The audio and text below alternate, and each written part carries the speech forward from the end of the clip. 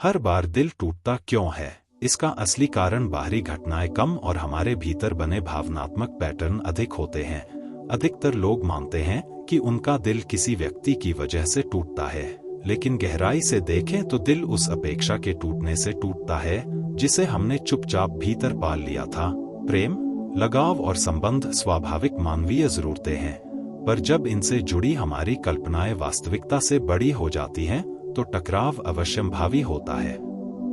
पहला मूल कारण है अवास्तविक अपेक्षाएं। हम किसी को आदर्श बना लेते हैं, उसे अपने खालीपन की पूर्ति का माध्यम मान लेते हैं, और फिर जब वह व्यक्ति हमारी मनगढ़ंत छवि के अनुरूप व्यवहार नहीं करता तो हमें धोखा, अस्वीकृति या उपेक्षा का अनुभव होता है। दूसरा कारण है भावनात्मक निर्भरता। जब हमारी खुशी, आत्मसम्मान और पहचान किसी एक व्यक्ति की स्वीकृति पर टिक जाती है, तो स्लाइटेस्ट दूरी भी असहनीय लगती है। यह निर्भरता अक्सर बचपन के अनुभवों से आती है, जहां प्रेम शर्तों पर मिला हो या असुरक्षा का माहौल रहा हो। तीसरा कारण है आत्मसम्मान की कमी।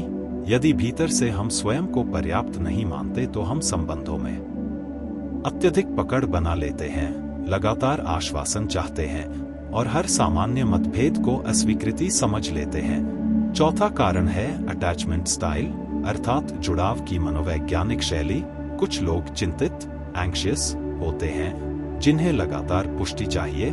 कुछ परिहारक, अवॉइडेंट होते हैं, जो निकटता से डरते हैं, और कुछ सुरक्षित, सिक्योर होते हैं। यदि दो असुरक्षित शैलियां टकराती हैं, तो दिल टूटने की संभावना बढ़ जाती है। पांचवा कारण है संचार की कमी। हम अपनी जरूरतें स्पष्ट नहीं बताते, उम्मीद करते हैं कि सामने वाला बिना कहे समझ जाए, और जब ऐसा नहीं होता तो निराशा बढ़ती है। छठा कारण है लाल झंडों, रेड फ्लैग्स को अनदेखा करना। आकर्षण या अकेलेपन के कारण हम प्रारंभिक संकेतों को नजरअंदाज कर देते हैं, और बाद में वही व्यवहार गहरी चोट बन जाता है। सातवां कारण है आदर्शीकरण और अवमूल्यन का चक्र। शुरुआत में हम सामने वाले को पूर्णता का प्रतीक बना देते हैं, और जब वास्तविकता सामने आती है तो अत्यधिक निराशा होती है। आठवां कारण है सीमाओं का अभाव। यदि हम अपनी भावनात्मक, समय और ऊर्जा की सीमाएं स्पष्ट नहीं रखते तो संबंध असंतुलित हो जाता है। नौवां कारण है पुराने घावों का सक्रिय होना। वर्तमान संबंध अक्सर अतीत के अनसुलझे अनुभवों को ट्रिगर कर देता है, जिससे प्रतिक्रिया वास्तविक घटना से अधिक तीव्र हो जाती है। 10वां कारण है प्रेम को स्वामित्व समझ लेना। जब हम सोचते हैं कि प्रेम का अर्थ नियंत्रण या स्थायित्व की गारंटी है, तो परिवर्तन को स्वीकार नहीं कर पाते।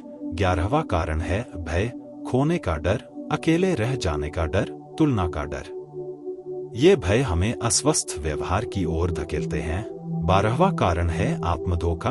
हम भीतर जानते हैं कि संबंध संतुलित नहीं है, फिर भी उसे बनाए रखते हैं क्योंकि सच स्वीकार करना कठिन होता है। 13वां कारण है त्वरित जुड़ाव। डिजिटल युग में भावनात्मक निकटता बहुत तेजी से बनती है, पर विश्वास और समझ धीरे धीरे विकसित होते हैं। यह असंतुलन टूटन की जमीन तैयार करता है। 14वां कारण है संघर्ष प्रबंधन की कमी। मतभेद किसी भी संबंध का स्वाभाविक हिस्सा है, पर यदि हम उन्हें संवाद, सहानुभूति और समाधान से नहीं संभालते तो वे दूरी में बदल जाते हैं। 15वां कारण है आत्म पहचान का अभाव। जब हमें यह स्पष्ट नहीं होता कि हम कौन हैं, हमारे मूल्य क्या हैं और हमें संबंध में क्या चाहिए, तो हम गलत चुनाव करते हैं। 16वां कारण है बाहरी मान्यता की लत।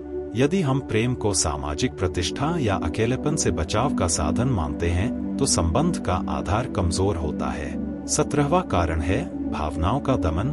जब हम नाराजगी या असंतोष व्यक्त नहीं करते तो वह भीतर जमा होकर विस्फोटक रूप ले लेता है। 18वां कारण है वास्तविकता को देर से स्वीकार करना। कभी कभी संबंध समाप्त हो चुका होता है, पर हम उसकी स्मृति से चिपके रहते हैं। 19वां कारण है तुलना। दूसरों के संबंधों को आदर्श मानकर अपने संबंध को कमतर समझना। 20वां कारण है सीख न लेना।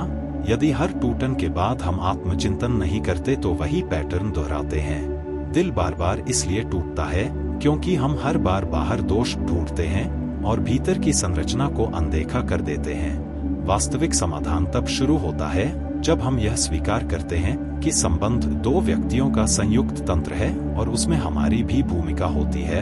आत्मजागरूकता, स्वस्थ सीमाएं, स्पष्ट संवाद, आत्मसम्मान और धैर्य भावनात्मक स्थिरता के आधार हैं। जब हम प्रेम को आवश्यकता नहीं बल्कि चुनाव के रूप में जीते हैं, जब हम अपेक्षा के बजाय सहभागिता पर ध्यान देते हैं और जब हम अपने अकेलेपन से भागने के बजाय उसे समझते हैं, तब दिल टूटने की आवृत्ति कम हो जाती है। अंततः दिल का टूटना हमेशा विफलता नहीं होता, कई बार यह भ्रम के टूटने का संकेत होता है जो हमें अधिक परिपक्व, स्पष्ट और आत्मनिर्भर बनाता है। यदि हम हर अनुभव से सीख लें, अपने पैटर्न पहचानें और स्वयं को प्राथमिकता देना सीखें, तो अगला संबंध मजबूरी नहीं बल्कि जागरूक चयन होगा। तब दिल टूटने के बजाय विकसित होगा और हर चोट आत्मसमझ की दिशा में एक कदम बन जाएगी।